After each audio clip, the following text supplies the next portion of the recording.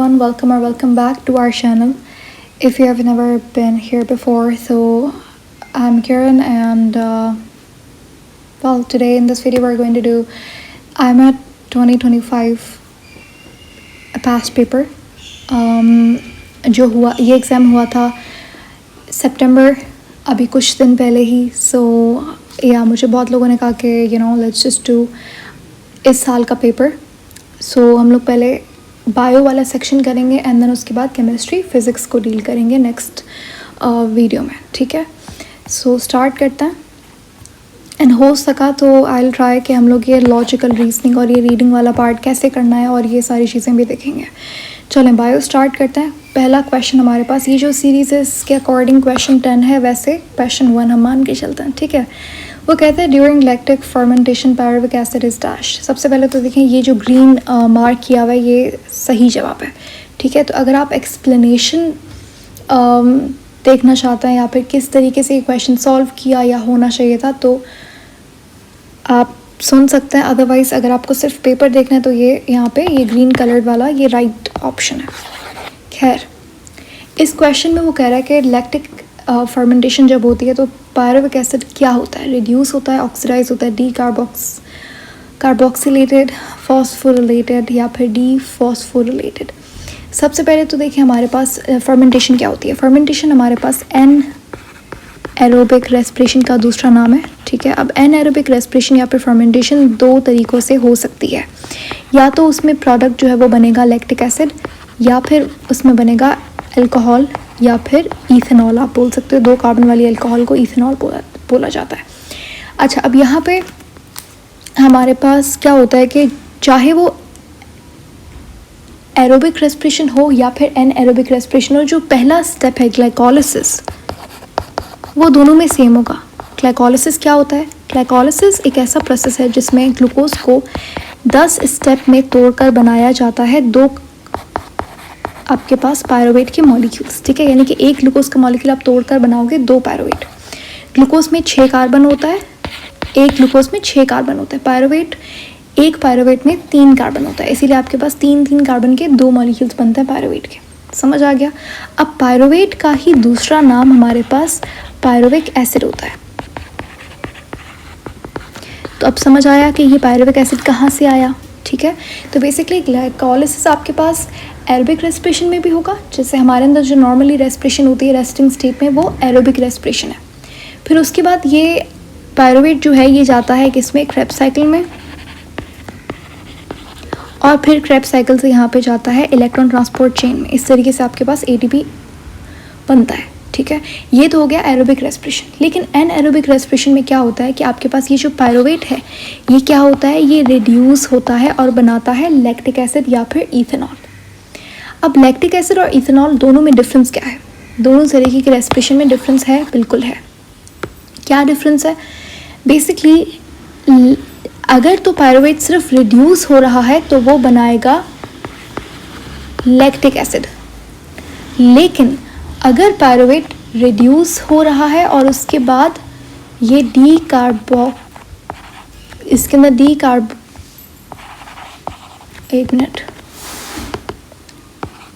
D carboxylation हो रही है. ठीक है, तो ये बना लेगा इथेनॉल. समझ आई बात?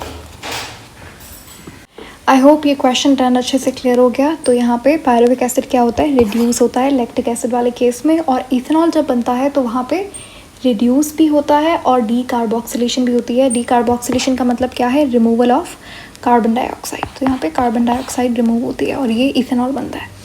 अच्छा, जब यहाँ पे रिडक्शन होती है पायरुवेट की तो आपके पास जो NADH है, रिडक्शन का मतलब क्या होता है, एडिशन ऑफ हाइड्रोजन या फिर एडिशन ऑफ इलेक्ट्रॉन. तो जब पायरुविक एसिड या फिर पायरुवेट रिड्यूस होता है तो इसका मतलब क्या है कि इसमें हाइड्रोजन ऐड होता है.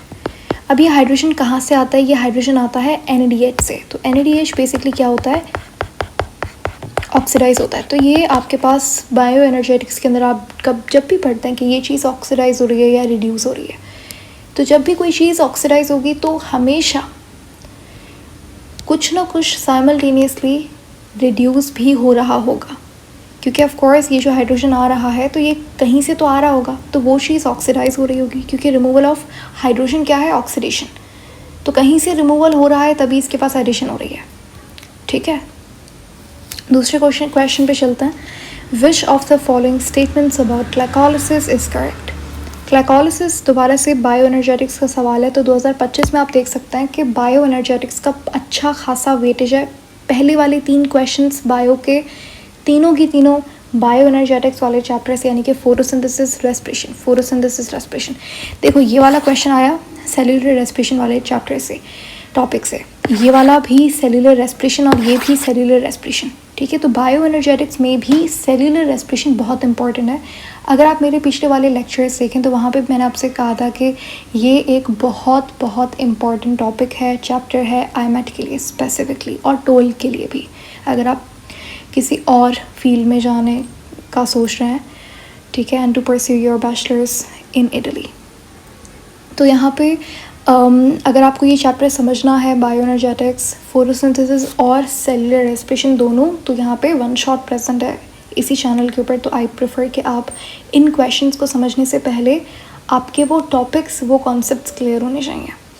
Anyways, let's get back to our question. So it was about glycolysis, right. हमें बताना है कौन सी स्टेटमेंट यहाँ पे करेक्ट है रिगार्डिंग ग्लाइकोलिसिस।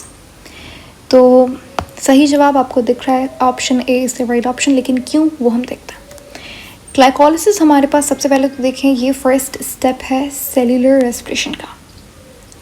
यहाँ पे क्या होता है, ये 10 स्टेप का एक प्रोसेस है, जिसमें पहले 5 स्टेप में एटीपी हम लोग इन्वेस्ट करते हैं, लास्ट 5 स्टेप में हमें एटीपी मिलता है। ठीक है, अब ग्लाइकोलिसिस में हम लोग क्या होता है, हमें 2 नेट एटीपी मिलता है, ग्लाइकोलिसिस की बात हो रही है। ठीक है, और आपको यहाँ पे 2 नेट NADH मिलता है। ठीक है, 2 बेसिकली क्या होता है कि टोटल आपके पास एटीपी बनता है 4, लेकिन आपने 2, क्योंकि हम लोग इन्वेस्ट करते हैं, हम डालते हैं अपनी तरफ से, तो इसीलिए नेट एटीपी यानी कि प्रॉफिट कितना हुआ आपको, 2 एटीपी का। तो ग्लाइकोलिसिस मैं एक्स्ट्रा बता रही हूँ आपको, लेकिन इंपॉर्टेंट है तो याद कर लीजिएगा कि ग्लाइकोलिसिस में 2 एटीपी आपके पास नेट एटीपी बनता है, 2 एटीपी, और NADH कितना होता है, 2। So you get 2 ATPs and you get 2 NADH। Okay, कौन सी स्टेटमेंट सही है हमें ये बताना है। One a molecule of glucose is converted to pyruvate. जब मॉलिक्यूल ऑफ ग्लूकोज यानी कि एक ग्लूकोज टूटता है, पायरुवेट बनाता है ग्लाइकोलिसिस में, तो आपके पास 2 NAD रिड्यूस होता है। अच्छा जी, यहाँ पे आपके पास 2 NAD प्लस रिड्यूस होकर बनाते हैं क्या, 2 NADH बनाते हैं। बिल्कुल सही बात है ये। Okay, triose phosphate isomerase. अब ये हमारे पास एक एंजाइम है, ट्रायोस फॉस्फेट आइसोमरेज। आइसोमरेज का मतलब होता है कि ये एक ऐसा एंजाइम है जो कि एक आइसोमर को कन्वर्ट करता है दूसरे में। तो जनरली क्या होता है, आपके ग्लाइकोलिसिस में ग्लूकोज कन्वर्ट होता है फ्रक्टोज में, तो वहाँ पे आइसोमरेज एंजाइम काम कर रहा होता है, ट्रायोस फॉस्फेट आइसोमरेज। क्या बोल रहा है आगे, कह रहा है catalyses the conversion of dihydroxy acetone phosphate. अच्छा हाँ, एक और चीज़ कि यहाँ पे ट्रायोस कन्वर्ट हो रहा होता है एक आइसोमर से दूसरे आइसोमर में, यानी कि डाईहाइड्रोक्सी एसीटोन, ये एक ट्रायोस यानी कि 3 कार्बन वाली शुगर है, तो ये तब्दील हो रही होती है अपने दूसरे आइसोमर यानी कि डीहाइड्रोक्सी एसीटोन कन्वर्ट हो रहा होता है ग्लिसरल्डिहाइड में। ठीक है, तो यहाँ पे ये बोल रहा है कि डीहाइड्रोक्सी एसीटोन फॉस्फेट कन्वर्ट हो रहा है 1,3 फॉस्फोग्लिसरेट में, जो कि दोनों एक दूसरे में आइसोमर्स नहीं है। अगर ये क्वेश्चन में अगर आपको लग रहा है कि अरे इसके लिए तो ग्लाइकोलिसिस के 10 स्टेप्स याद करने होंगे, तो ऐसा नहीं है। मैंने जब हम लोग क्लास कर रहे थे, पढ़ रहे थे ग्लाइकोलिसिस को, तो वहाँ भी कहा था कि ये कुछ इंपॉर्टेंट बातें हैं आपने ये याद करनी है। तो वहाँ पे आइसोमरेज का 2-3 बार क्वेश्चन आया था। इस पेपर से पहले भी ये पूछा जा चुका है आइसोमरेज के हवाले से सवाल, और एक और आपके पास कुछ बेसिक एंजाइम्स आपको याद होने चाहिए। ठीक है, तो उनमें से एक आइसोमरेज है। हेक्सोकाइनेज भी पूछा गया है, जो कि कन्वर्ट कर रहा होता है ग्लूकोज को ग्लूकोज 6 फॉस्फेट में। ठीक हो गया, तो ये क्या करता है, आइसोमरेज का काम क्या है, डीहाइड्रोक्सी एसीटोन फॉस्फेट को कन्वर्ट करना 3 फॉस्फोग्लिसरल्डिहाइड में, ना कि बायोफॉस्फोग्लिसरेट में, क्योंकि ग्लिसरेट आपके पास क्या है, ग्लिसरिक एसिड ग्लिसरेट एक ही बात है, किसी ने पूछा है तो मैंने बता दिया। तो ग्लिसरिक एसिड एक ही बात है, जैसे पायरुवेट और पायरुविक एसिड एक था, बिल्कुल ऐसा ही है। तो ये दोनों आइसोमर्स नहीं है, so it's not correct. And then we have option C, phosphofructokinase catalyse, फिर से एंजाइम आ गया fructokinase, it converts fructose 1,6 bisphosphate to dihydroxy acetone phosphate. Again यहाँ पे दोबारा से अगर आप अनश्योर हैं इस ऑप्शन के बारे में, अगर आपको 10 स्टेप्स नहीं याद, अगर आपने नहीं किए, सो इट्स ओके, आप इस ऑप्शन को अभी के लिए छोड़ सकते हैं, क्योंकि देखो इसमें क्या है, एक ही ऑप्शन करेक्ट होगा। अगर आप 100% श्योर हैं एक ऑप्शन के बारे में, तो जो आपको नहीं पता या फिर जिस ऑप्शन के बारे में आप अनश्योर हैं उसको आप थोड़ी देर के लिए साइड में रख सकते हैं। जैसे ऑप्शन ए में अगर आपने ग्लाइकोलिसिस अच्छे से पढ़ा है, so you will be like 100% sure about that option. तो ऑप्शन सी अगर आप अनश्योर हैं भी, अगर आपको नहीं भी पता, so you can just leave this option for a while. Option D देख लो, when a molecule of glucose is converted into pyruvate in glycolysis carbon dioxide produce होती है। तो ऐसा नहीं है, ग्लाइकोलिसिस में आपके पास कार्बन डाइऑक्साइड प्रोड्यूस नहीं होती, ठीक है, ग्लाइकोलिसिस में नहीं होती, लेकिन आपके पास कार्बन डाइऑक्साइड प्रोड्यूस होती है कहाँ पे, अल्कोहलिक फर्मेंटेशन में। तो खैर ये ऑप्शन गलत है। In the first part FADH2 is produced या परफॉर्म्ड, तो ऐसा नहीं है, ग्लाइकोलिसिस में FADH2 नहीं बनता, ना तो फर्स्ट पार्ट में ना तो सेकेंड पार्ट में, ठीक है। फर्स्ट पार्ट का मतलब क्या है, पहले 5 स्टेप्स, क्योंकि 10 स्टेप्स हैं टोटल, तो फर्स्ट पार्ट बोले तो यानी कि आपका first 5 steps, and last part और second part would be your last 5 steps, ठीक हो गया। तो मुझे ऑप्शन ए के बारे में I am very sure, so I am gonna go with that option. रही बात ऑप्शन सी की, तो ये ऑप्शन गलत है, ठीक है। ओके, क्वेश्चन 12 हमारे पास, ईच एसिटाइल को ए मॉलिक्यूल। अब ये क्या है, देखो क्या होता है आपके पास, अगर आप, अब ये क्वेश्चन भी किसका है, ये क्वेश्चन है आपका, चले जाएं आप क्रेब्स साइकिल, यानी कि second step of cellular respiration. होता क्या है, ये जो पायरुवेट आपका कहाँ गया, ये रहा। तो ग्लाइकोलिसिस में ग्लूकोज बनाता है 2 पायरुवेट। अब ये जो पायरुवेट है ये जाता है माइटोकॉन्ड्रिया में, और माइटोकॉन्ड्रिया के क्रिस्टा है, ये इसका मैट्रिक्स है। अब हमें पता है ग्लाइकोलिसिस कहाँ पे होता है, साइटोप्लाज्म में। ये 2, 3, 4 बार पूछा गया सवाल है, कहीं पे लिख लीजिए इसको, या आगे भी पूछा जा सकता है, ठीक है, कि ग्लाइकोलिसिस कहाँ पे होता है, तो ये साइटोप्लाज्म में होता है सेल के। क्रेब्स साइकिल कहाँ पे होता है, तो ये मैट्रिक्स ऑफ माइटोकॉन्ड्रिया में होता है।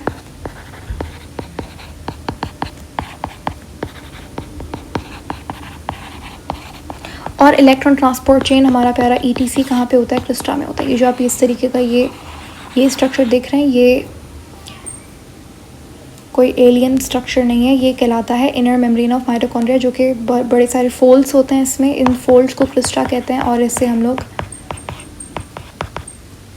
इनर मेम्ब्रेन ऑफ माइटोकॉन्ड्रिया कह रहे होते हैं या फिर क्रिस्टा कह रहे होते हैं। तो इलेक्ट्रॉन ट्रांसपोर्ट चेन आपका यहाँ पे होता है। पोजीशन क्लियर हो गई, 3 स्टेप्स हैं, कहाँ कहाँ होते हैं सब समझ आ गया। अब आता है हम लोग एसिटाइल कोई क्या होता है। होता क्या है, ये पायरुवेट आता है माइटोकॉन्ड्रिया में, ठीक है। पायरुवेट बना कहाँ पे, साइटोप्लाज्म में, आया माइटोकॉन्ड्रिया में। अब यहाँ पे चल रही है क्रेब्स साइकिल, पायरुवेट आया यहाँ पे, पायरुवेट कह रहे हैं चलते हैं अब क्रेब्स साइकिल में, यहाँ पे हम और भी ATP वगैरह बनाएंगे। तो क्रेब्स साइकिल कहते हैं नहीं भाई आप ऐसे तो नहीं आ सकते, ये माइटोकॉन्ड्रिया में तो आ गया लेकिन अब ये क्रेब्स साइकिल में नहीं जा सकता। इसने कहा कि भाई आप जो है वो ऐसे डायरेक्टली नहीं आ सकते, प्लीज़ अपना नाम चेंज करके आइए। तो पायरुवेट कहता है कि अच्छा ऐसी बात है, तो हम क्या करते हैं, कन्वर्ट हो जाते हैं दूसरे मॉलिक्यूल में, नाम चेंज कर लेते हैं। तो ये नाम कर लेता है एसिटाइल कोए, ये नाम क्रेब्स साइकिल को बहुत पसंद है, तो इसीलिए पायरुवेट कन्वर्ट कर लेता है अपने आप को एसिटाइल कोए में, और ये खुशी खुशी क्रेब्स साइकिल में चला जाता है ये मॉलिक्यूल। 2 एसिटाइल कोए होते हैं, क्यों, क्योंकि 2 पायरुवेट थे इसीलिए, ठीक है। समझ आ गई बात, कॉन्सेप्ट क्लियर हो गया। फिर हम क्वेश्चन सॉल्व करेंगे। पहले आपको बैकग्राउंड पता होना चाहिए कि सवाल में जो नाम लिखा हुआ है एसिटाइल कोए वो कहाँ से आया। Even if you know it तो रिवाइज हो जाएगा ना।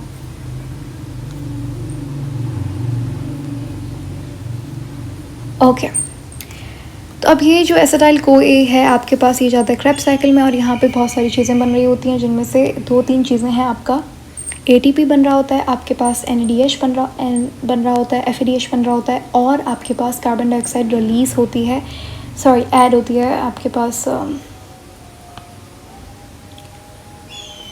एक मिनट, कार्बन डाइऑक्साइड रिलीज़ होती है, ठीक है, क्रेब्स साइकिल में। अच्छा, तो हमसे उसने यही पूछा है कि कौन सी चीज़ कितनी बन रही होती है। तो यहाँ पे आपको मैंने लेक्चर में भी एक ट्रिक बताई थी कि आप कैसे याद करेंगे। आपको अगर 2 का टेबल सबको आता है, ठीक है, तो उसी से आप याद कर सकते हैं। इसको कैसे याद करेंगे,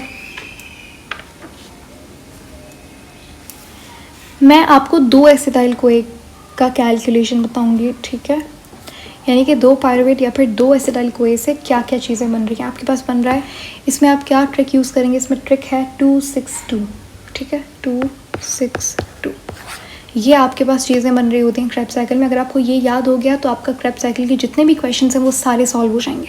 क्या है ये, देखो 2 क्या है, 2 आपके पास ATP है। अब होता क्या है क्रेब्स साइकिल में, ATP आपके पास डायरेक्टली नहीं बनता, पहले GTP बनता है और वो कन्वर्ट होता है ATP में, ठीक है। तो अगर यहाँ पे GTP लिखा हुआ है तो ये आगे जाके ATP बना लेते हैं, तो एक ही बात है, ठीक है। अच्छा, 6 क्या बनता है, 6 आपके पास बनते हैं क्या, 6 बनते हैं आपके पास NADH, 2 बनते हैं FADH, ठीक है। तो ये आपके पास फॉर्मूला होता है क्रेब्स साइकिल का 262। बस क्वेश्चन क्लियर हो गया। अब यहाँ पे क्वेश्चन सॉल्व भी हो गया, ठीक है। कैसे सॉल्व हो गया मैं बताती हूँ। यहाँ पे मैंने ये जो चीज़ आपको बताई है ये मैंने 2 पायरुवेट की बताई है। यहाँ पे उसने क्या पूछा, उसने पूछा ईच एसिटाइल कोए, यानी कि एक एसिटाइल कोए क्या बनाएगा। तो इसका आप आधा कर देंगे, क्या हो जाएगा 1 3 1, ठीक है। तो 3 NADH बनता है। तो ऑप्शंस में देखें 3 कहाँ पे आ रहा है, C में, D में, A में। बाकी ऑप्शन B को आप एलिमिनेट कर देंगे, ऑप्शन E भी चला जाएगा क्योंकि यहाँ पे NADH की क्वांटिटी ही गलत लिखी हुई है। उसके बाद आपके पास FADH लिखा हुआ है, FADH2 कितना बनता है, 2 बनता है। तो 1 से कितना बनेगा, 1 1 1 1, तो तीनों में सही है, ठीक है। चलें, उसके बाद GTP या फिर ATP कितना बन रहा है, 1 बन रहा है। 1 पायरुवेट से 1 ATP बन रहा है क्रेब्स साइकिल में। 1 1 2, ऑप्शन D एलिमिनेट कर देंगे क्योंकि वहाँ पे 2 GTP बोल रहा है। उसके बाद कार्बन डाइऑक्साइड मैंने आपको नहीं बताया तो सुन लें, कार्बन डाइऑक्साइड भी याद कर लें, बहुत अच्छी बात है। तो कार्बन डाइऑक्साइड आपके पास 4 बनता है, ठीक है। तो 1 से कितना बनेगा, 2 बनेगा। फिर भी आसान है, 2 का ही फॉर्मूला है, 4 भी 2 के टेबल में ही आता है, 2 6 2 4, और भी इंटरेस्टिंग हो गया। तो ये आपके पास ऑप्शन A यहाँ पे बिल्कुल ठीक हो जाएगा, 2 मॉलिक्यूल कार्बन डाइऑक्साइड के बनेंगे। क्लियर हो गया क्वेश्चन। नहीं समझ आया तो आप ये दोबारा से हम इस क्वेश्चन को और समझ सकते हैं, या फिर आप एक बार और रिकॉर्डेड लेक्चर भी देख सकते हो। चलें, क्वेश्चन 13 है हमारे पास। Oxidative phosphorylation is a metabolic pathway. आगे हमें इस स्टेटमेंट को कंप्लीट करना है, लेकिन उससे पहले आपको ये पता होना चाहिए फॉस्फोरिलेशन क्या होता है, ऑक्सीडेटिव फॉस्फोरिलेशन क्या है। देखें, वैसे फॉस्फोरिलेशन का मतलब होता है एडिशन ऑफ फॉस्फेट, ठीक है, और इसकी रिजल्ट में बनता है ATP। तो इसीलिए हम कहते हैं कि फॉस्फोरिलेशन का मतलब क्या है, फॉर्मेशन ऑफ ATP, ठीक है। क्योंकि ATP कैसे बनता है, जब आप ADP में फॉस्फेट अटैच करेंगे तो आपके पास ATP बनेगा।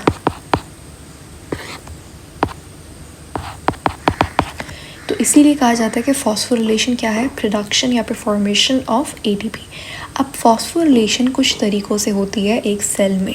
अगर आप प्लांट सेल को उठा के देखें तो उसमें 3 तरीके से फॉस्फेट की एडिशन होके ATP बन रहा होता है, यानी कि 3 तरीक़ों से फॉस्फोरिलेशन हो रही होती है। सबसे पहला आपके पास जो लाइट रिएक्शन में ATP बनता है उसे आप फोटो फॉस्फोरिलेशन कहते हैं।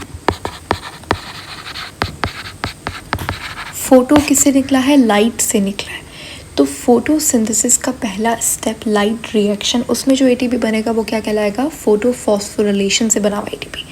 सेकेंड आपके पास जो ग्लाइकोलिसिस में ATP बन रहा है, जो क्रेब्स साइकिल में ATP बन रहा है, ये क्या है, ये सेल्यूलर रेस्पिरेशन के पहले और दूसरे स्टेप है, ठीक है। इससे जो ATP बनेगा उसे आप कहेंगे substrate level ATP, substrate level phosphorylation. और तीसरा हमारे पास है जब इलेक्ट्रॉन ट्रांसपोर्ट चेन से एटीपी बनता है। इलेक्ट्रॉन ट्रांसपोर्ट चेन में क्या होता है, एनएडीपीएच जाता है, एफएडीएच जाता है, अपने इलेक्ट्रॉन्स डोनेट करता है और वहाँ से एटीपी बनता है। ठीक है, तो जो इलेक्ट्रॉन ट्रांसपोर्ट चेन में एटीपी बनता है उसे आप कहते हैं ऑक्सीडेटिव फॉस्फोरिलेशन। अब वो कह रहा है कि ऑक्सीडेटिव फॉस्फोरिलेशन एक मेटाबॉलिक पाथवे है, यानी कि ये इलेक्ट्रॉन ट्रांसपोर्ट चेन की बात कर रहा है। इसमें क्या होता है, इसमें हमें स्टेटमेंट चूज़ करनी है थ्रू आ रहा है सब में। ठीक है, आगे क्या सही है तो वो हम देखना है। Through which energy the energy is stored in the reduced coenzymes is used for the synthesis of ATP। अब इलेक्ट्रॉन ट्रांसपोर्ट चेन में हमारे पास कुछ मेजर प्रोटीन्स होते हैं जिन्हें आप कोएंजाइम्स कह रहे होते हैं। तो वो कोएंजाइम्स में जब इलेक्ट्रॉन की एडिशन होती है, ठीक है, जब NADH और FADH अपना इलेक्ट्रॉन डोनेट करते हैं, ठीक है, कुछ मेजर प्रोटीन्स में, उनमें से एक कोएंजाइम भी होता है। तो जो प्रोटीन होता है जब वो इलेक्ट्रॉन को एक्सेप्ट करेगा तो वो क्या होगा, रिड्यूस होगा। ठीक है, एडिशन ऑफ इलेक्ट्रॉन क्या होता है, रिडक्शन होती है, तो वो रिड्यूस होंगे और इस तरीके से आपके पास एटीपी बनता है उसी एनर्जी को यूज़ करके। तो ये स्टेटमेंट बिल्कुल ठीक है, यही डेफिनेशन होती है इलेक्ट्रॉन ट्रांसपोर्ट चेन की या फिर ऑक्सीडेटिव फॉस्फोरिलेशन की, एक ही बात है। ठीक है, through which the amino group resulting from the degradation of amino acid is eliminated.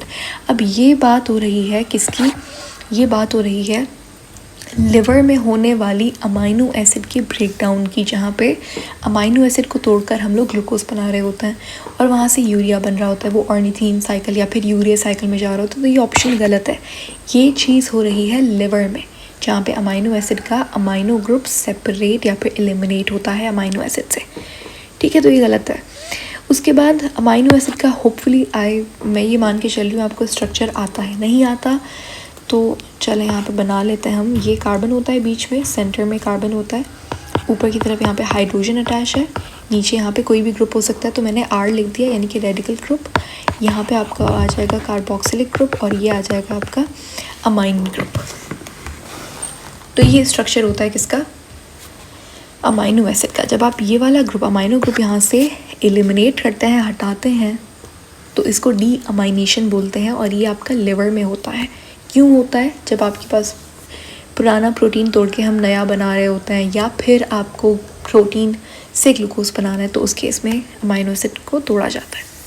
उसके बाद कहता है कि through which fatty acid are broken down by removing 2 carbon atoms at the same time. तो ये भी सही नहीं है, फैटी एसिड को तोड़ना ऑक्सीडेटिव फॉस्फोरिलेशन नहीं होता, which represents the final stage of the anabolism of meta amino acids, carbohydrates and fatty acids. No, यहाँ पे ऑक्सीडेटिव फॉस्फोरिलेशन एक एनाबॉलिक प्रोसेस है, ठीक है, एनाबॉलिक नहीं है, और यहाँ पे अमाइनो एसिड कार्बोहाइड्रेट इनका कोई लेना देना नहीं होता। Through which fatty acid synthesis occur, that's not right. So option A आपके पास सबसे फिट ऑप्शन है यहाँ पे। क्वेश्चन 14 है हमारे पास, साइटोक्रोम्स आर डैश। साइटोक्रोम्स आपके पास आपको मिलते हैं ऑक्सीडेटिव फॉस्फोरिलेशन के स्टेप में, एक स्टेप में। ठीक है, एक सेकेंड, ओके, आई होप अब विजिबल है स्क्रीन। ओके, तो साइटोक्रोम्स आपके पास क्या है, साइटोक्रोम आपके पास इलेक्ट्रॉन ट्रांसपोर्ट चेन जिसका दूसरा नाम ऑक्सीडेटिव फॉस्फोरिलेशन है।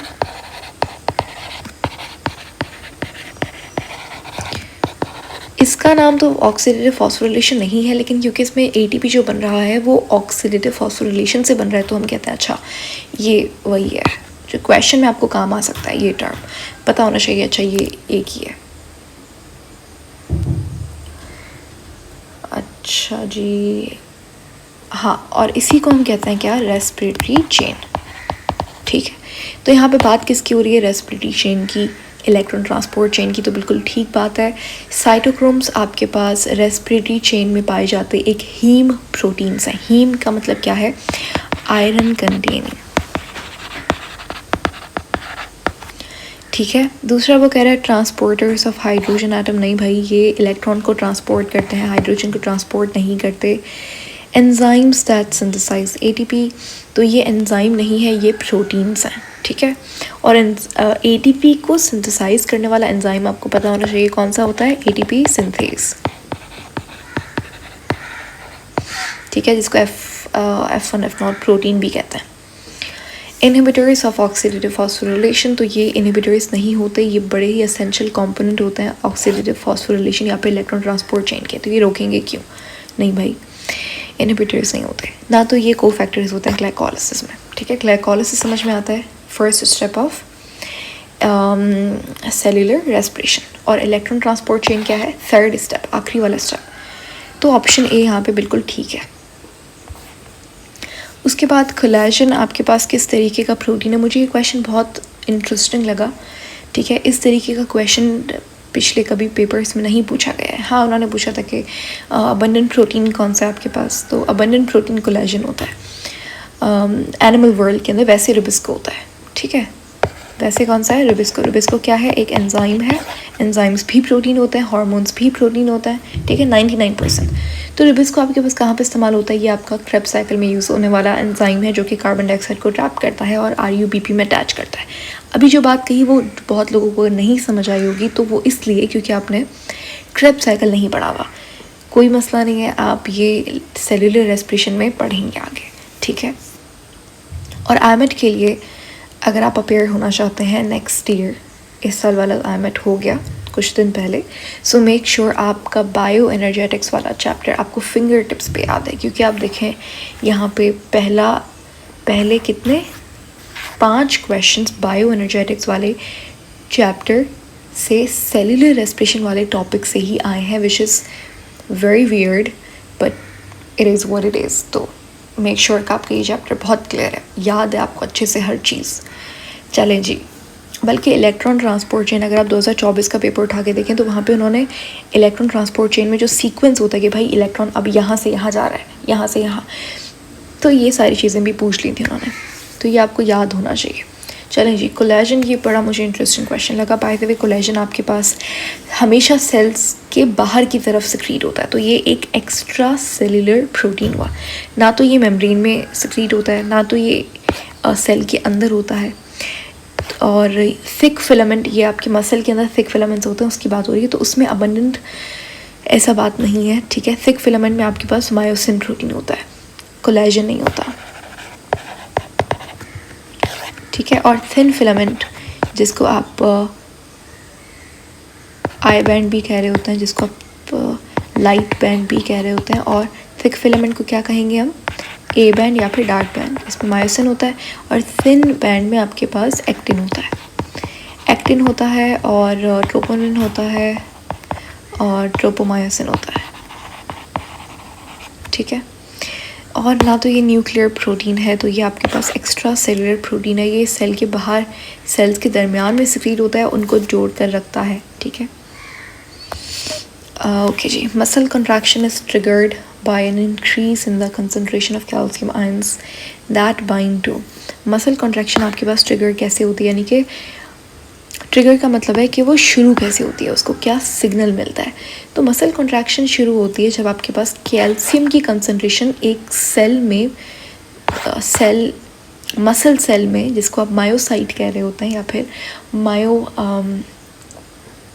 फाइबर कह रहे होते हैं, उसमें जब कैल्शियम बढ़ता है, कैल्शियम कैसे बढ़ता है, जब आपके पास न्यूरॉन सिग्नल देता है, न्यूरोट्रांसमीटर कौन सा, एसिटाइल कोलिन सिक्रीट करता है, तो जब वो मसल के रिसेप्टर पे आके लगेगा, तो यहाँ पे मसल के अंदर जो एंडोप्लाज्मिक रेटिकुलम है, जिसको आप सार्कोप्लाज्मिक रेटिकुलम कह रहे होते हैं, वो बहुत सारा कैल्शियम सिक्रीट करती है। जब कैल्शियम सिक्रीट होता है तो ये कैल्शियम जाके अटैच होता है किस पे, ट्रोपोनिन सी पे, ठीक है, क्योंकि ट्रोपोनिन 3 तरीके का होता है, ट्रोपोनिन T होता है, ट्रोपोनिन I होता है, ट्रोपोनिन C होता है। तो कैल्शियम जाके अटैच होता है ट्रोपोनिन C के पास। जैसे ही कैल्शियम अटैच होता है ट्रोपोनिन C पे, तो यहाँ पे ये ट्रोपोनिन I भी इनहिबिट हो जाता है और ट्रोपोनिन T भी अपना काम करना छोड़ देता है। ट्रोपोनिन T क्या करता है, ये ट्रोपोमायोसिन को अपनी पोजीशन पे अटैच करके रखता है। जब ये दोनों ट्रोपोनिन काम करना बंद करता है तो ट्रोपोमायोसिन भी हट जाता है एक्टिन से। जब ये दोनों प्रोटीन्स हट जाते हैं तो एक्टिन आपके पास अकेला हो जाता है। यही मौका देख के मायोसिन आता है और उसके साथ अटैच हो जाता है और यहाँ पे एक्टिन मायोसिन का मिलाप होता है। इसी को हम कहते हैं मसल कॉन्ट्रैक्शन, ठीक है। एक्टिन प्लस मायोसिन ये दोनों जो है वो यहाँ पे आप स्लाइडिंग फिलामेंट थ्योरी पढ़ते हैं किस तरीके से इनकी अटैचमेंट होती है। फिर ये डिटैच होते हैं जब रिलैक्सेशन होनी होती है, दोबारा से कैल्शियम आपके पास चला जाता है किसमें, एंडोप्लाज्मिक रेटिकुलम में, और यहाँ पे ट्रोपोनिन सी जो है वो एक्टिव हो जाता है, दोबारा से हट जाता है जब कैल्शियम। तो ये जो आपके पास न्यूरोट्रांसमीटर था ये भी दोबारा से एंजाइम इसको ब्रेक डाउन कर लेता है, एसिटाइल कोलिन एस्टरेस नाम का एंजाइम।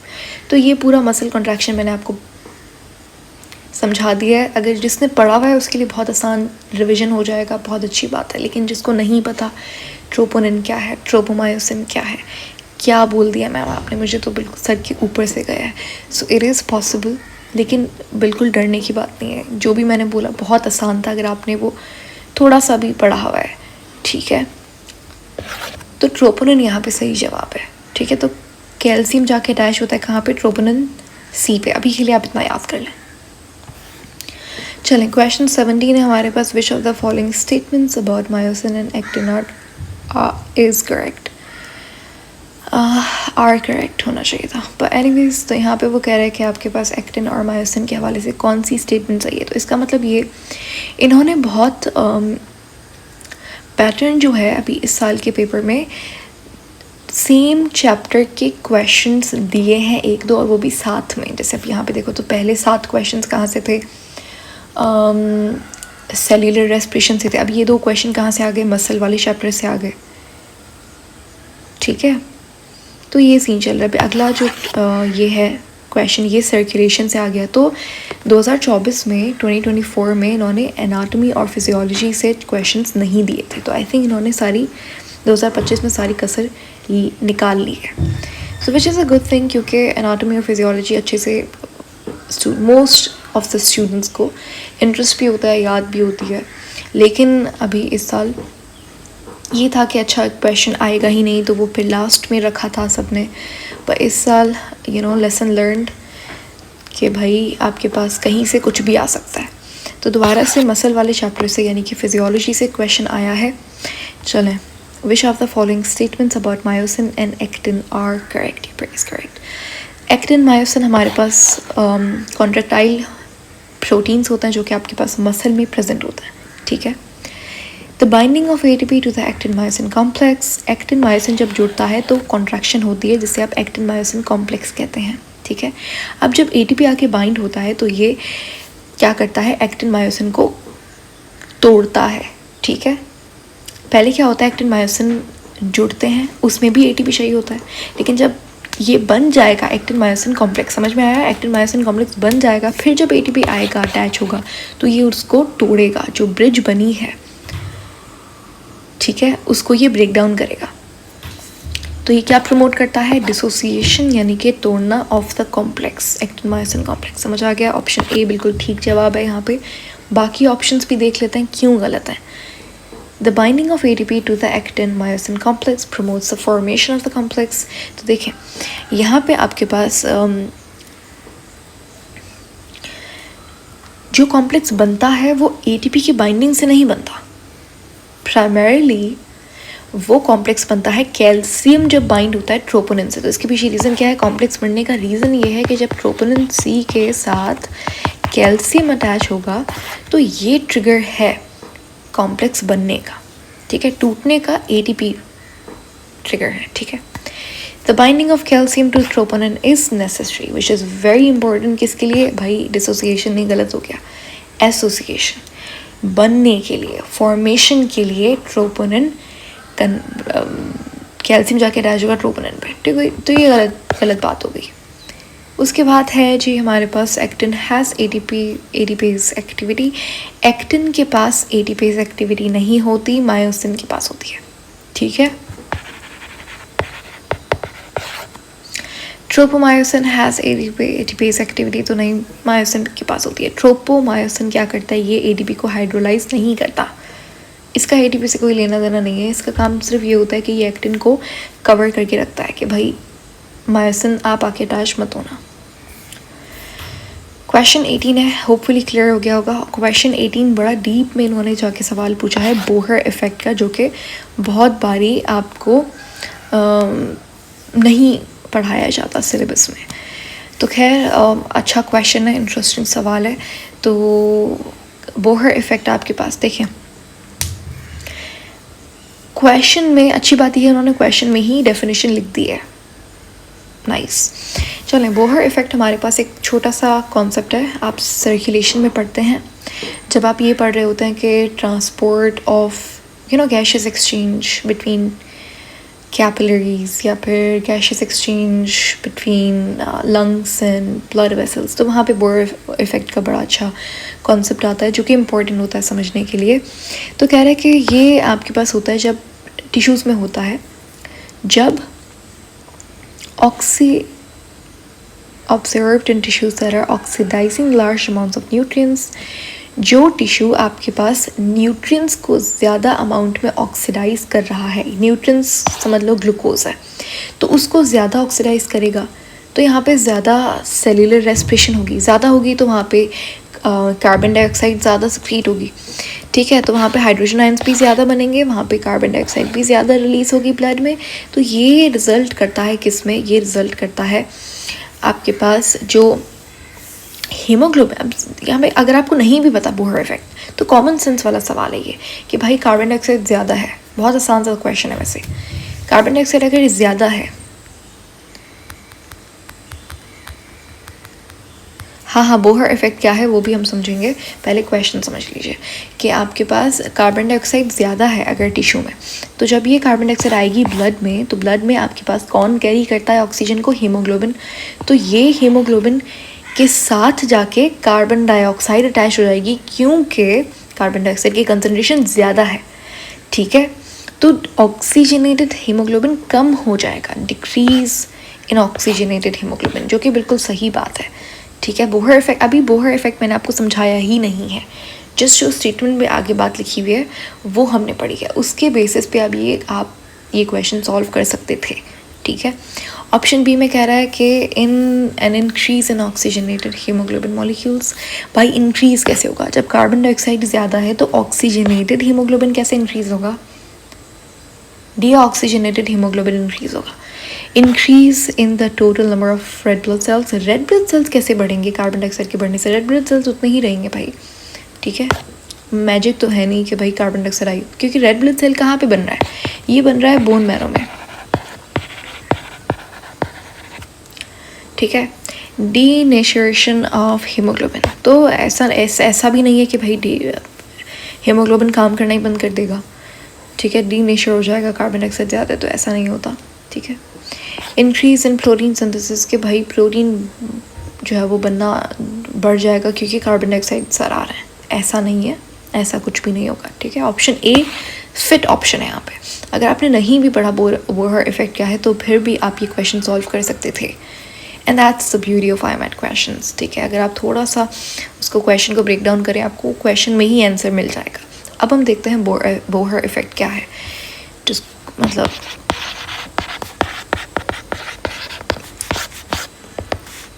देखें जी, बोहर इफेक्ट आपके पास कहा जाता है जब आपके पास हीमोग्लोबिन की ऑक्सीजन के लिए एफिनिटी कम हो कुछ रीजंस की वजह से, और ये जानबूझ के होता है जब टिश्यू और ब्लड के दरमियान में गैसेस एक्सचेंज हो रहा है, टिश्यू इसको दे रहा है कार्बन डाइऑक्साइड और बेचारा ब्लड इसको गिफ्ट में दे रहा है ऑक्सीजन, ठीक है। तो ये टिश्यू हो गया खुश, यहाँ पे ब्लड में हीमोग्लोबिन जो था वो कहता है भाई मेरे पास कार्बन डाइऑक्साइड आ गई, चलें कोई मसला नहीं है। तो यहाँ पे जो ऑक्सीजनेटेड हीमोग्लोबिन था उसकी क्वांटिटी कम हो गई, क्योंकि कार्बन डाइऑक्साइड जब आया टिश्यू का तो ब्लड ने अपना ऑक्सीजन दिया भी तो सही, जब ऑक्सीजन दे दिया तो ऑक्सीजनेटेड हीमोग्लोबिन तो वैसे ही कम हो गया। तो बोहर इफेक्ट किसे कहा जाता है, बोहर इफेक्ट कहा जाता है जब हीमोग्लोबिन से आप ऑक्सीजन को तोड़ के देंगे किसको, टिश्यू को। अब हीमोग्लोबिन और ऑक्सीजन बेस्ट फ्रेंड्स होता है, यहाँ पे ये हीमोग्लोबिन कहता है कि भाई मैं कार्बन डाइऑक्साइड को क्यों अपने साथ लूँ, मैं तो हीमोग्लोबिन के साथ खुश हूँ। तो यहाँ पे कुछ चीज़ें करवाई जाती हैं, कुछ यहाँ पे समझ लें कंट्रोवर्सीज करवाई जाती हैं, एक प्लॉटिंग की जाती है हीमोग्लोबिन ऑक्सीजन की दोस्ती फ्रेंडशिप के अगेंस्ट, तो वो तीन चीज़ें क्या है, उसी को हम बोहर इफेक्ट कहते हैं। तो जानबूझ के ऑक्सीजन हीमोग्लोबिन की फ्रेंडशिप को तोड़ा जाता है ताकि कार्बन डाइऑक्साइड आके अटैच हो सके, उसकी जगह ले सके। ठीक हो गया, समझ आ गया? आई थिंक इससे आसान इससे बेहतर आपको अगर समझ आ सकता है तो आई होप हम लोग वो लेक्चर में कवर कर लेंगे, बट आई होप अभी के लिए आपको समझ आ गया। चलें रीजंस मैं बता देती हूँ, कॉजेज़ क्या होती हैं। सबसे पहला, कार्बन डाइऑक्साइड की कंसनट्रेशन में इंक्रीज़ आता है, तो जाहिर है अब टिश्यू के पास है तो टिश्यू में कार्बन डाइऑक्साइड ज़्यादा है, तो उसकी वजह से हीमोग्लोबिन की एफिनिटी कम हो जाती है ऑक्सीजन के लिए। ठीक है, दूसरा क्या है कि हाइड्रोजन आयन ज़्यादा होते हैं, तो हाइड्रोजन आयन्स की कंसनट्रेशन की वजह से ब्लड का पीएच क्या होता है, ब्लड का पीएच कम होता है। ये हीमोग्लोबिन ऑक्सीजन को पसंद नहीं है, तो ये कहते हैं कि भाई अभी साथ छोड़ना ही अच्छा है। तीसरा क्या होता है, आपके पास टेम्परेचर बढ़ता है। तो ये आपके पास तीन रीजंस होते हैं जिसकी वजह से हीमोग्लोबिन जो है वो ऑक्सीजन को रिलीज़ कर देता है, कहता है कि भाई जाओ, मेटाबॉलिकली रिलीज़ कर देता है एक्टिवली टिश्यू में।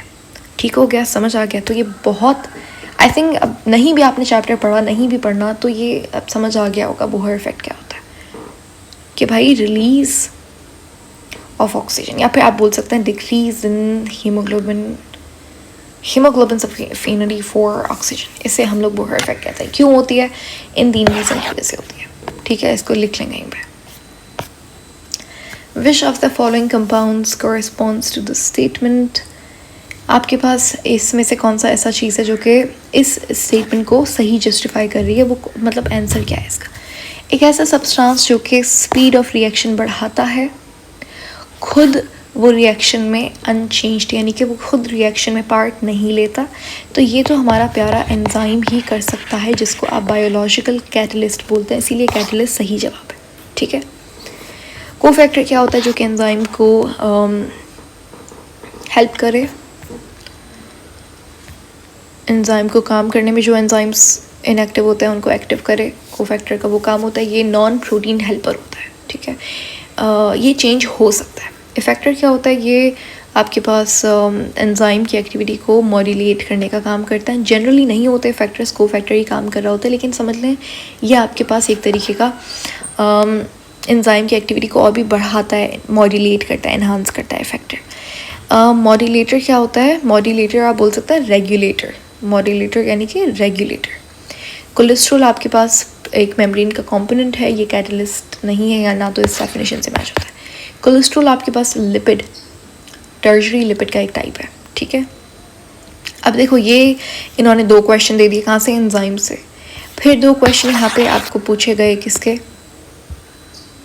नहीं दोबारा से, या चलिए ये भी एंजाइम वाले चैप्टर है, ये भी एंजाइम वाला चैप्टर है, ये है आपका सेल्यूलर रेस्पिरेशन। ठीक है, तो अब एंजाइम वाले चैप्टर से भी क्वेश्चन आ गए, विच इज़ गुड।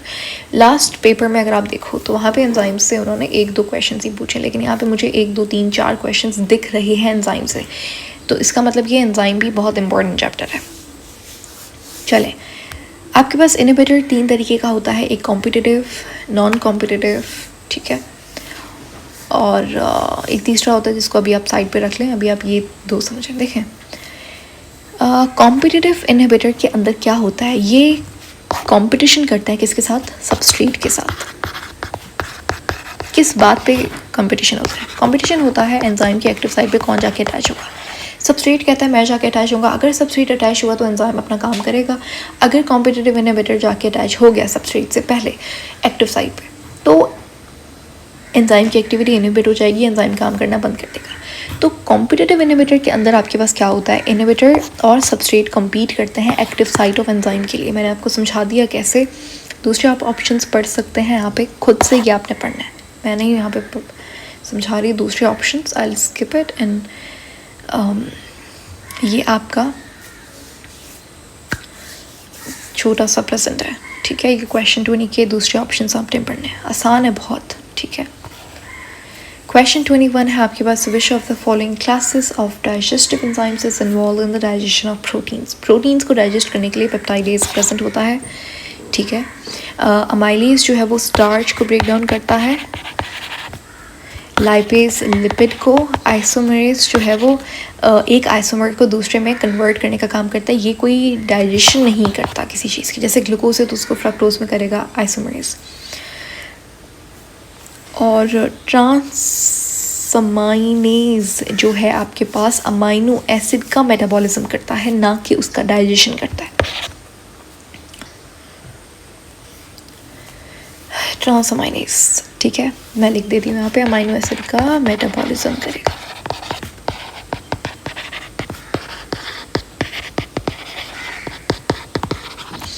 क्वेश्चन 22 है oxidative phosphorylation involve. Oxidative phosphorylation दोबारा से सेलुलर रेस्पिरेशन की बात हो रही है। यहाँ पे क्या होता है, ये होता है इलेक्ट्रॉन ट्रांसपोर्ट चेन कहाँ पे होती है, आपके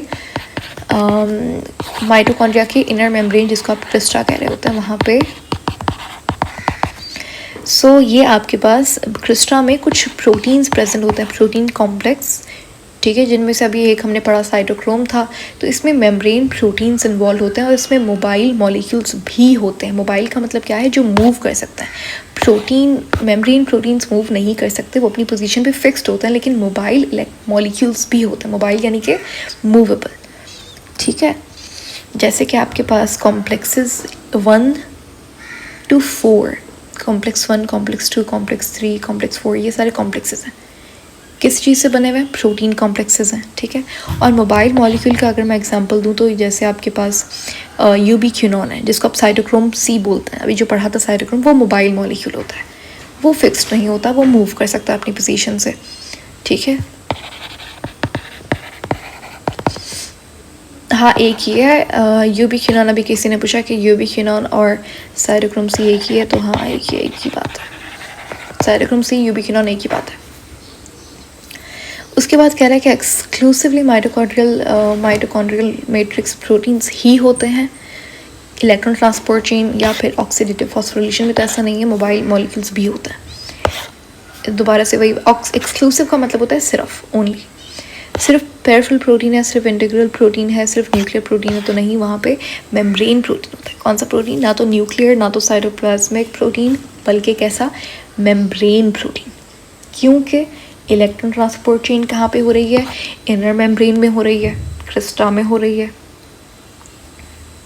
तो मेम्ब्रेन प्रोटीन। दूसरा मोबाइल प्रोटीन भी होगा।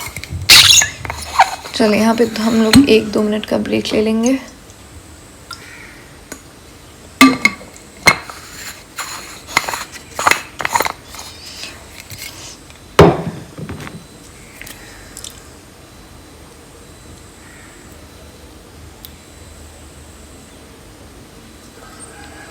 नेक्स्ट हमारे पास है question 23, how are the reduced coenzymes that are formed during biological oxidation reoxidized. Biological oxidation आपके पास कहा जा रहा है यहाँ पे। वैसे तो ऑक्सीडेशन हमारी बॉडी में बहुत जगहों पे हो रही है। बेसिकली आपका बायोलॉजिकल ऑक्सीडेशन सेल्यूलर रेस्पिरेशन को इन्होंने कहा है यहाँ पे।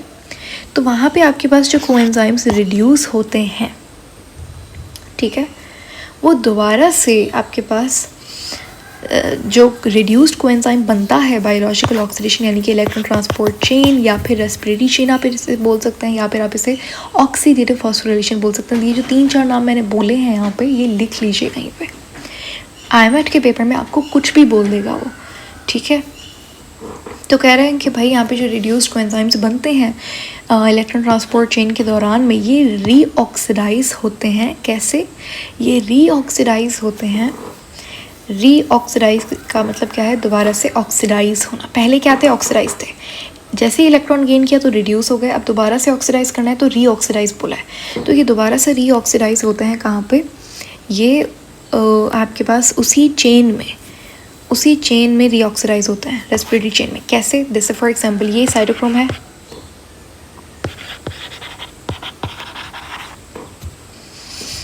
ठीक है, ये मैं आपको एग्जांपल दे रही हूँ प्रोटीन की। इन्होंने कोएंजाइम लिखा हुआ है, मैं प्रोटीन का एग्जांपल दे रही हूँ। तो ये आपके पास साइटोक्रोम है, खैर ये तो मोबाइल प्रोटीन है, मोबाइल मॉलिक्यूल है। आप यहाँ पे कॉम्प्लेक्स 1 के एग्जांपल ले लें, कोई भी लेना है, सब रिड्यूस होगा, क्योंकि जैसे वो इलेक्ट्रॉन, जैसे ये NAD ने यहाँ पे इलेक्ट्रॉन दिया, तो इसने जब गेन किया तो ये रिड्यूस हो गया। अब ये फ़ौरन से ये इलेक्ट्रॉन आगे पहुंचाएगा। तो जब ये इलेक्ट्रॉन को लूज़ करेगा तो ये दोबारा से क्या हो जाएगा, रीऑक्सीडाइज हो जाएगा। तो रेस्पिरेटरी चेन में ही इनकी रीऑक्सीडेशन हो जाती है। समझ आ गई बात। दूसरे ऑप्शंस पढ़ लेते हैं। अब ये हमारे पास एक प्रोसेस है जिसको इन्होंने बीटा ऑक्सीडेशन बोला है। वहाँ पे ये ऑक्सीडाइज होता है, तो ऐसा मसला नहीं, ऐसा कुछ भी नहीं होता। बीटा ऑक्सीडेशन जो है, अभी ये आपके लेवल की बात नहीं है, लेकिन सुन लें कि बीटा ऑक्सीडेशन क्या होता है, लिखा हुआ है तो इसलिए। बीटा ऑक्सीडेशन आपके पास दोबारा से NAD को रिड्यूस करता है, ठीक है। यहाँ पे ये NADH बनाने का काम करता है, ये रीऑक्सीडेशन का काम नहीं करता। ओके जी। By direct action of oxygen, तो ऑक्सीजन जो है वो आपके पास, ये भी क्वेश्चन आ सकता है कि इलेक्ट्रॉन ट्रांसपोर्ट चेन में जो फाइनल एक्सेप्टर होता है इलेक्ट्रॉन का, वो कौन होता है, तो वो ऑक्सीजन होता है। Very important question. तो डायरेक्ट ऑक्सीजन का कोई भी रिएक्शन नहीं होता, ठीक है। तो ऑक्सीजन बड़ा इंपॉर्टेंट है, उसको हम ये रीऑक्सीडेशन वगैरह के लिए यूज़ नहीं करते। रीऑक्सीडेशन वैसे ही हो जाती है, वो इलेक्ट्रॉन आगे पहुंचाएगा तो वो रीऑक्सीडाइज हो जाएगा। Passage of electron in ATP synthase, तो ATP सिंथेज जो है वो इलेक्ट्रॉन को जब गेन करता है तो वहाँ पे आपके पास ATP बनता है, ठीक है। और ATP सिंथेज के पास इलेक्ट्रॉन नहीं आता, उसके पास वो कैसे ATP बनाता है, वो बनाता है प्रोटॉन ग्रेडियंट की वजह से, यानी कि H पॉजिटिव आयन। जैसे ही देखो, अब इसके लिए आपको थोड़ा सा इलेक्ट्रॉन ट्रांसपोर्ट चेन पढ़नी पड़ेगी, लेकिन मैं बता दूं होता क्या है। ये आपका क्रिस्टा है, यहाँ पे मेम्ब्रेन प्रोटीन्स पड़े हुए हैं, कॉम्प्लेक्सेस। यहाँ पे आपका होता क्या है कि जब ये NAD ने इलेक्ट्रॉन दिया इसको, तो ये रिड्यूस हो गया, इसने जब आगे दिया तो ये रीऑक्सीडाइज हो गया। समझ आ गई बात, क्वेश्चन क्लियर होगा कि रेस्पिरेटरी चेन में ही ये रीऑक्सीडाइज हो जाएगा।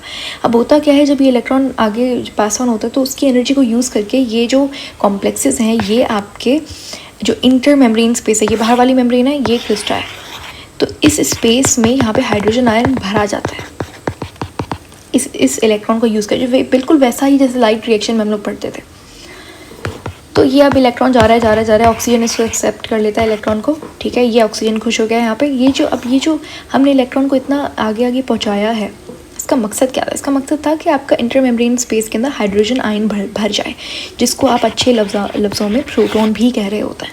अब जब ये हाइड्रोजन आयन यहाँ पे, ये F1 F0 प्रोटीन है, यहाँ पे ये ATP सिंथेज लगा हुआ है, जब इससे ये हाइड्रोजन आयन गुजरेगा तो यहाँ पे एनर्जी रिलीज़ होगी, उसी एनर्जी को यूज़ करके आपका ATP सिंथेज ATP बना लेता है।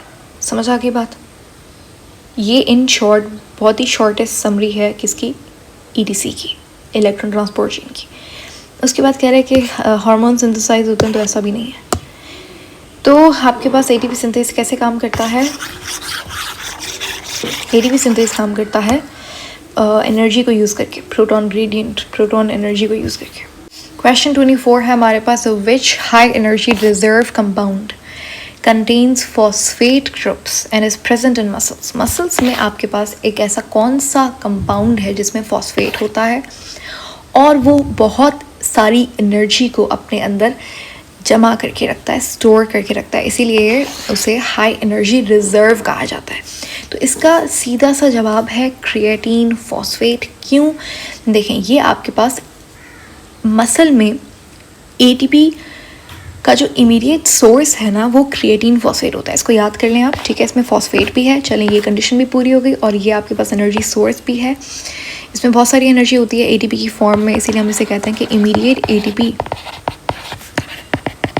रिजर्व जो है मसल में, कहाँ पे? मसल में, वो क्रिएटिन फॉस्फेट होता है, ठीक है। कार्निटाइन फॉस्फेट ऐसा कोई भी कार्निटाइन फॉस्फेट ये आपके पास एनर्जी रिजर्व नहीं है।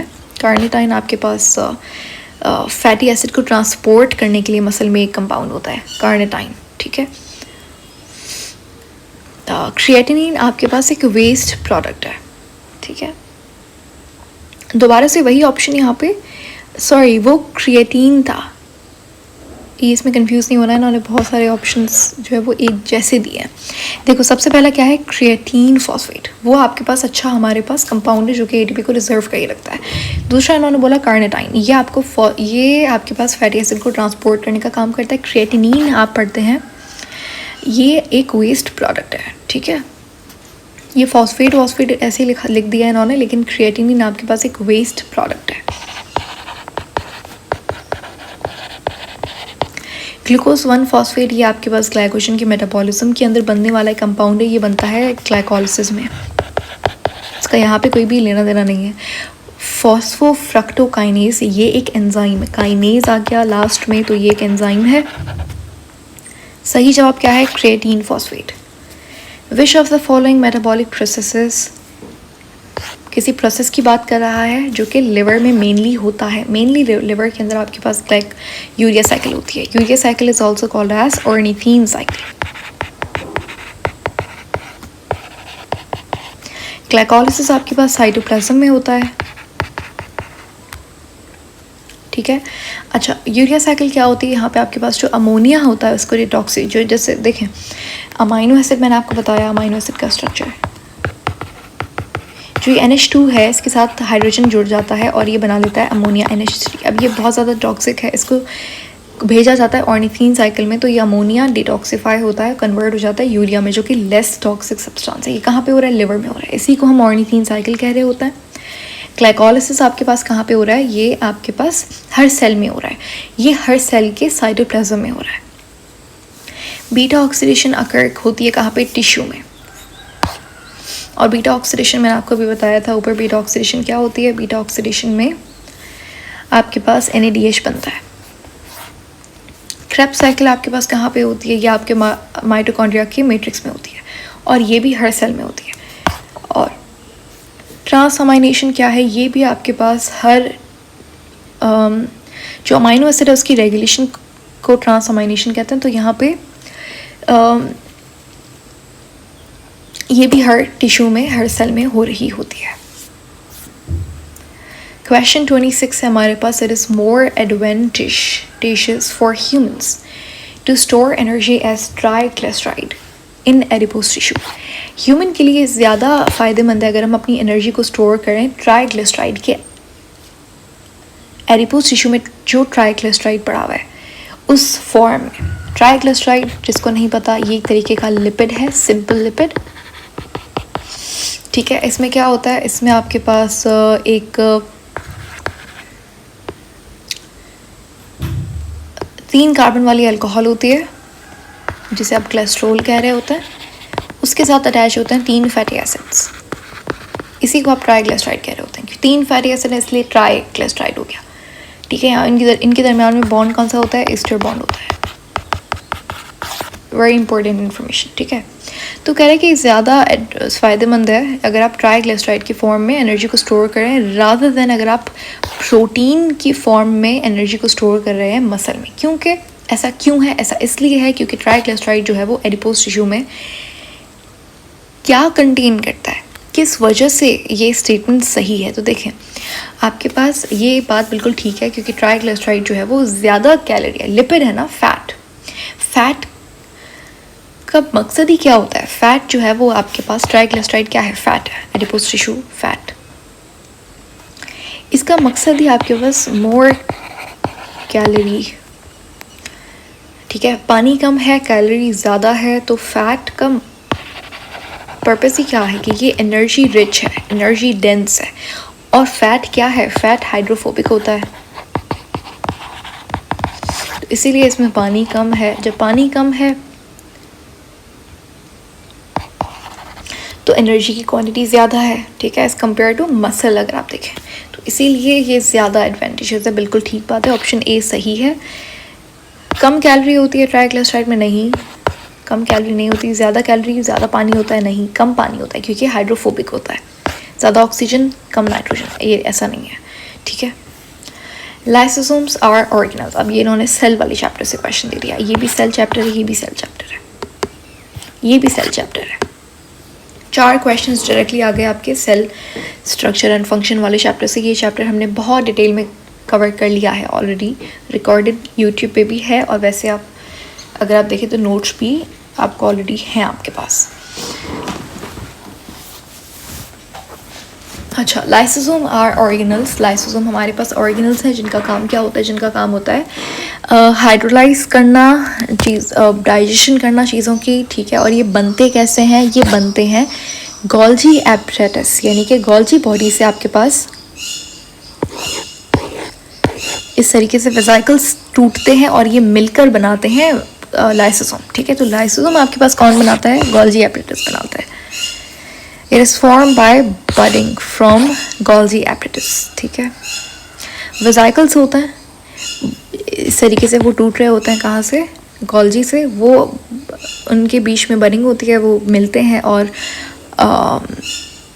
उनके दरमियान में हाइड्रोलेज एंजाइम आ जाता है, तो ये बन गया लाइसोसोम। सिंपल रेसिपी है, ठीक है। चलो दूसरा क्वेश्चन में कह रहा है कि एंजाइम से बनता है जो कि ऑप्टिमली काम करता है 7 pH पे। तो ऐसा नहीं है, जो लाइसोसोम के एंजाइम्स है वो एसिडिक pH पे काम करते हैं, ठीक है। हाइड्रोलिटिक एंजाइम्स होते हैं एसिडिक pH पे काम करते हैं बेस्ट। दूसरा कह रहा है कि form by budding from smooth ER। तो ऐसा नहीं है, स्मूथ ER जो है वो लिपिड स्टोरेज वगैरह में काम कर रहा होता है, कैल्शियम स्टोरेज में, लिपिड सिंथेसिस में। ऑर्गेनल्स हैं जिनका main function is currently not believed to be associated with disease. तो ऐसा नहीं है, लाइसोसोम अगर मैल फंक्शन हो जाएगा लाइसोसोम में तो उससे डिजीज़ हो सकती हैं जिनको आप लाइसोसोमल स्टोरेज डिजीज़ कहते हैं। तो नॉट तो नहीं आएगा यहाँ पे।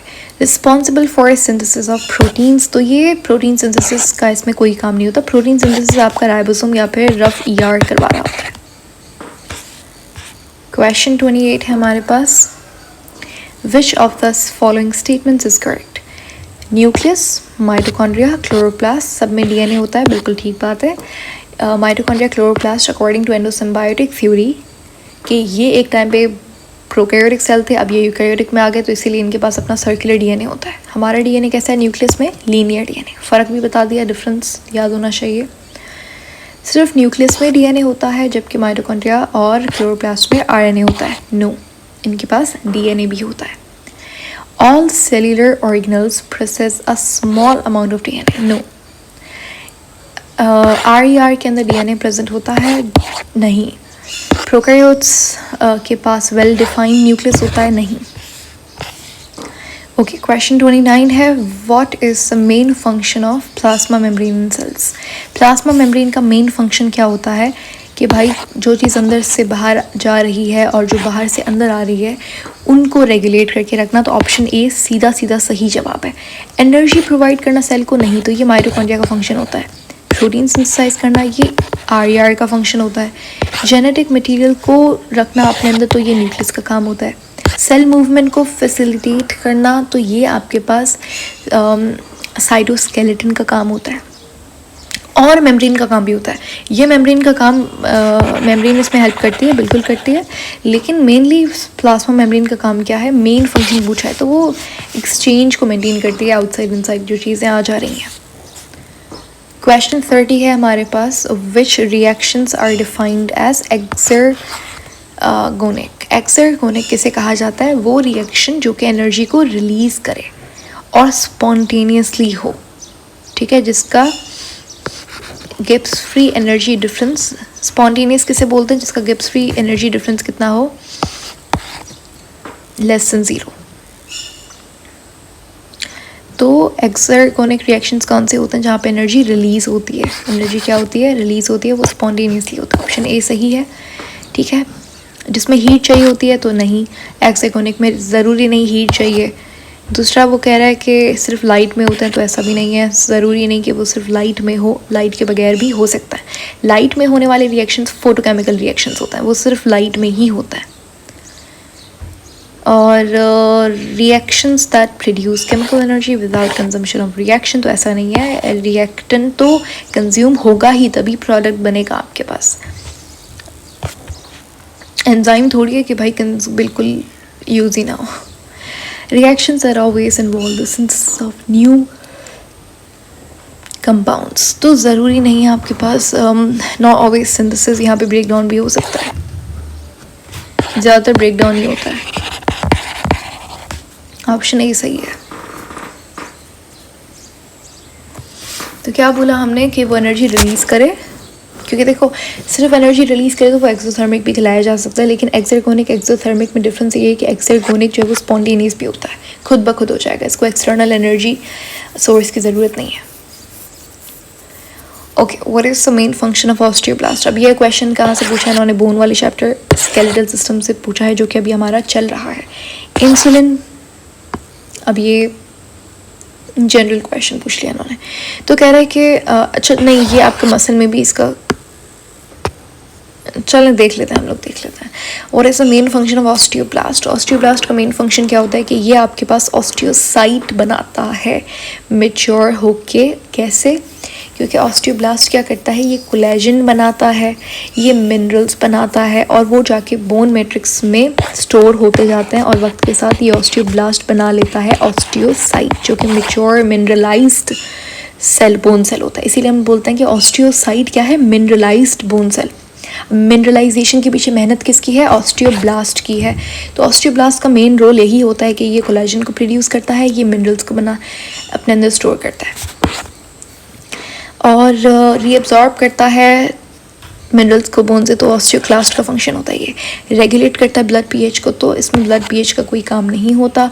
Breaking down damaged bone tissue, तो वो ऑस्टियोक्लास्ट का काम होता है, ठीक है, वो ब्रेक डाउन करना टिश्यू का, उसका काम होता है, उसका काम है सिंथेसाइज करना।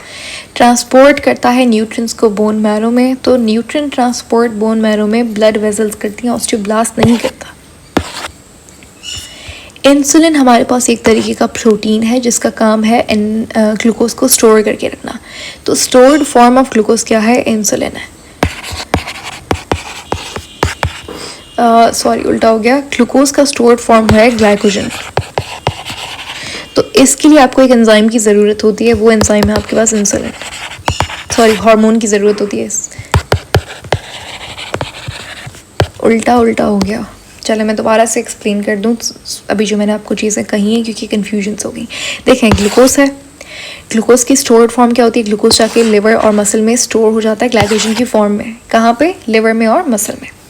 इसको कन्वर्ट करने के लिए एक एंजाइम नहीं, एक हार्मोन की ज़रूरत होती है, जो कि पेनक्रियास, आपका प्यारा पेनक्रियास सिक्रीट कर रहा होता है। इसका नाम है इंसुलिन। ठीक हो गया? तो ये आपके पास स्टिमुलेट, इंसुलिन क्या करता है? ग्लूकोज का अपटेक मसल में स्टिमुलेट करता है। गुड। ब्रेकडाउन ऑफ ग्लाइकोजन नहीं, सिंथेसिस ऑफ ग्लाइकोजन का काम होता है इंसुलिन। इंसुलिन का काम होता है सिंथेसिस ऑफ ग्लाइकोजन। ये एक स्टेरॉइड हार्मोन नहीं है, प्रोटीन से बना हुआ होता है। इनहिबिट फैटी एसिड सिंथेसिस तो नहीं, ये क्यों इनहिबिट करेगा? ठीक है, बल्कि ये स्टिमुलेट करता है फैटी एसिड सिंथेसिस को। ये एड्रीनल ग्लैंड बनाता है, नहीं पेनक्रियास बनाता है। पेनक्रियास के कौन से सेल्स? Beta cells.